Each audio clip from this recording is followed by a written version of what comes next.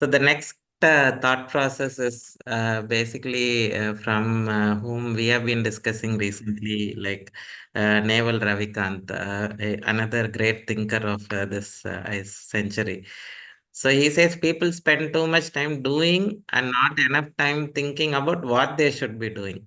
Let's say as a practitioner, we are spending too much time on treating patients and then doing surgeries and all those things. But are we really thinking about what we should be doing or what they should be doing? So maybe Dharmendra sir, if you can also, I think today we are going to talk about what you should be doing rather than what you are doing. And basically, as a self-employed person, majority of the time is consumed in your day-to-day activities, seeing patients, doing surgeries, and managing everything. But is that what we should be doing? So my Dharmendra? so my question is to now I'll ask a question to get some answers. That yes, when we say you're sitting in front of the patient, you may say that obviously I should sit in front of the patients. I'm a doctor and I have to cure patients. Okay, my question to you is that can you cure patients without sitting in front of patients? That's my first question. Any doctor over here can give me an answer to that question. I'll be very, very grateful. Can you cure patients without sitting in front of patients? And if yes, how you can do that? So how? Sir, It is called telemedication. teleconsultation is already started. Pardon? Teleconsultation. Yes, okay. That's one answer. Yes, definitely. See, there are two ways of answering. You can speak an answer or you can even put it in the chat box, both ways. I just want to know, and this is a very, very important question I'm asking you, all of you. This is the question you have to mull over, you have to think over, ponder over. Can I treat patient? In fact, can I treat even more patients without sitting in front of the patients? Okay, and the second question, which is related, if I don't sit in front of patients, will I be able to treat more patients versus if I sit in front of patients? In which case I can treat more patients? So that is something like you said, telemedicine. Telemedicine is again you may not be sitting physically in front of the patient, but on the other side of the call you are still there. Okay, I am asking, is it possible to treat patients without you being there? That is what is the moot question. Sir, currently, like I don't think AI is there. Yes. Like no, like there is no government government do not allow AI to treat. Otherwise, even AI can treat that.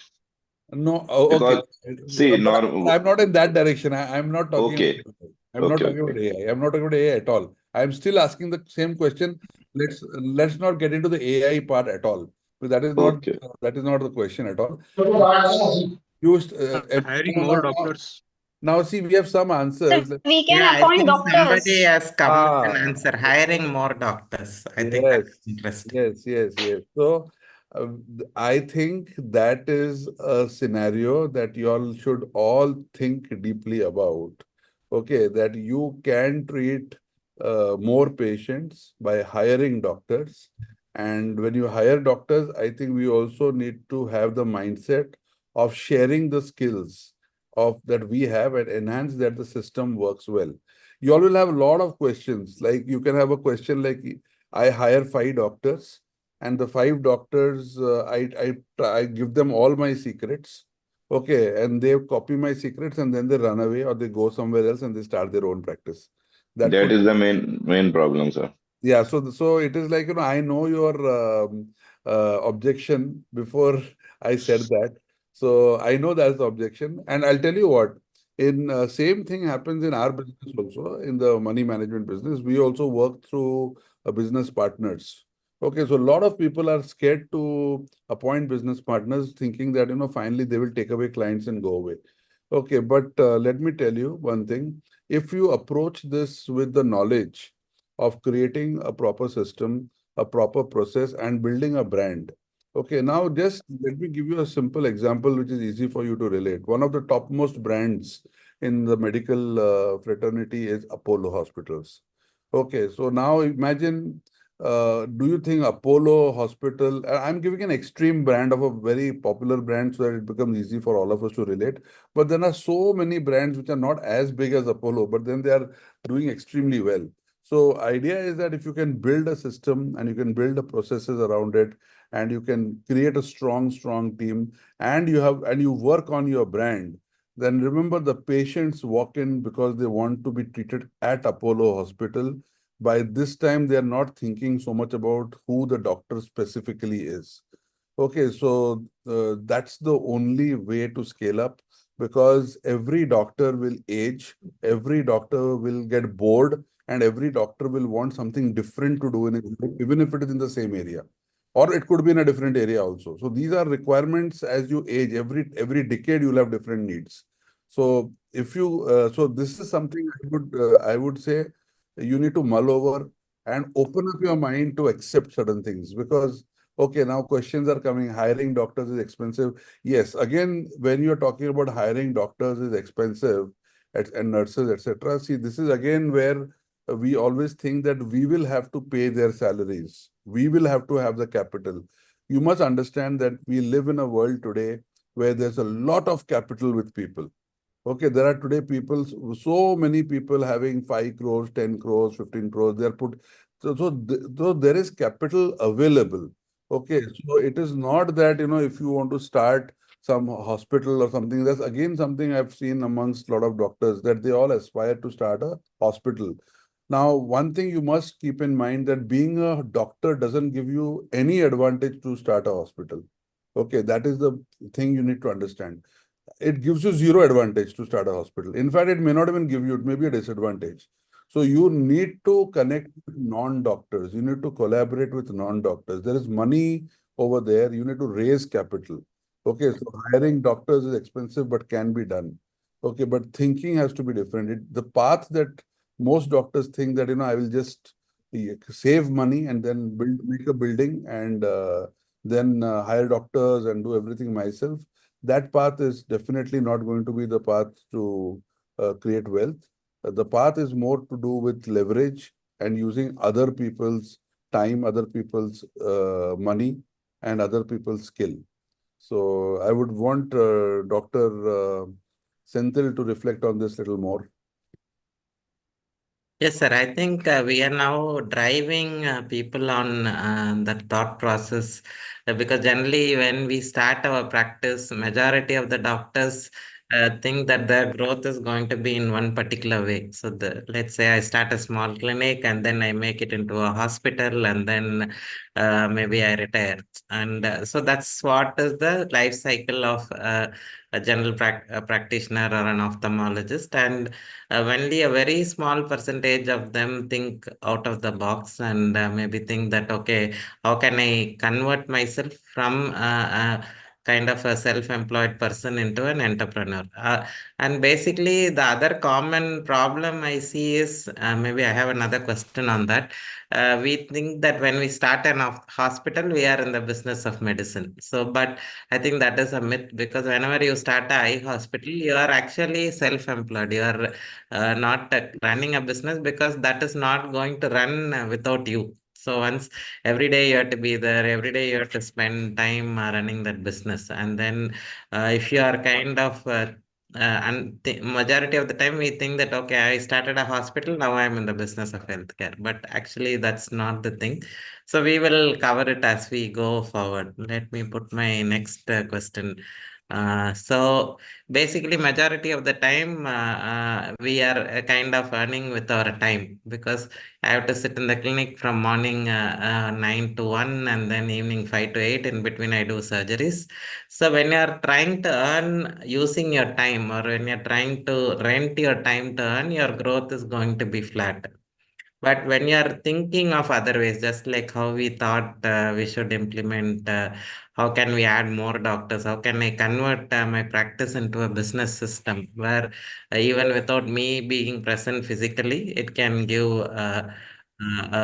this thing. Majority of the times, I think doctors also, there is a common question like why doctors are not becoming richer. Because the doctors and lawyers, you can be one of the best doctors, but you are limited by your own efficiency. You can only do so many surgeries in a day, or you can do only see so many patients in a day. So you are basically earning with your time. But on the other hand, if you are a doctor who kind of creates a system, like if you are a doctor like Pratap Reddy who created that brand of Apollo hospitals, or if you are a doctor like Dr. Badrinath, or even people who own these chain eye hospitals, so they are now creating a business system which is going to earn money for them, rather than they are kind of uh, using that time. So how do you convert yourself from earning using your time to earning using your mind? I think this is one of the most important slide of this 2 hour talk. And I think if you can understand this, and this is what we are going to see how you can earn with your mind. So if you're a doctor who creates a medical device like an ophthalmology instrument which can be used world over, or if you are a doctor who creates a software which can be used by everybody, or these, then you are actually earning with your mind. So 99.9% of the doctors earn with your time. And you cannot become rich and successful and wealthy by renting out your time. You can become successful only when you are earning with your mind. So The other, Dharmendra sir, your other thing views. is, the other thing, obviously, I'll tell you two, three things. It is not that we are saying that everybody has to start a brand and become a brand owner. It's not humanly possible. But one thing is, it's important that, if there are 100 doctors, you might all come together and create one big brand. Okay. And you become owner of that brand. Okay. So it doesn't have to be one person, doesn't have to own 100%. If there's 100 people and each one is owning 1% and you build a big brand, that 1% will be many times the 100% of your own brand. So one thing that you have to keep in mind. Second thing, which again completely defeats the skill game, is that in fact, the less you are seen, the less you are required, the bigger is your brand. Can anybody answer that on the chat box, how that works? The less you are seen, the more you are invisible, the bigger brand valuation you create. And as I said, 100 doctors can create one brand, and that 1% can be much valuable than 100% of your own thing. So you have to understand valuation. So if you are actually not in the scene, okay, or if you're not missed, you make a bigger brand and higher valuation and more wealth. Can anybody reflect on that? Why it is? Any one of you? Yeah, and I think we should be spending more time on this slide, I think, because this is the crux of the Will not presentation. be, it will, Anil Srivastav say it will not be doctor dependent. So what? Now, I agree with your point. That's the point I am also making. So if it is not that doctor dependent, you are actually going to be wealthier with your own hospital. Why is it so? Why would you get more? And this is a very, very important point because, we are always taught to be number one, very skillful, but actually it makes more sense to make other people skillful and protected by a brand which you own. So how does that happen? Other doctor and managers will be working. Yes, Anil is right. I think he has understood what I'm saying. Okay, so basically, if you build a brand and remember one thing, the outside world gives you a valuation. So when you buy shares in the market, what you buy is the share value. You are not buying the profit after tax. You are buying what the market values the share.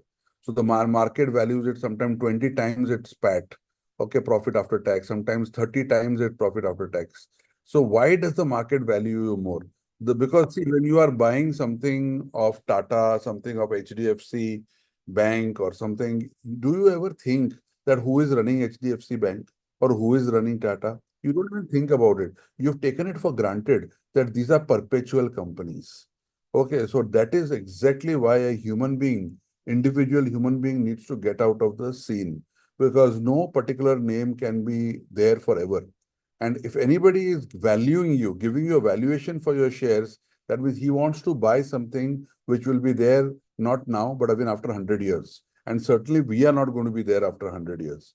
So the first thing that you need to keep in mind is that if you are building something big, you can build with multiple people. There need not be 100 hospitals. There can be one hospital, many shareholders, and each shareholder having a small percentage which actually will give you more wealth than having the whole thing. Okay, and as I said, you have to build something where you should not be required to be there all the time for the value to show up.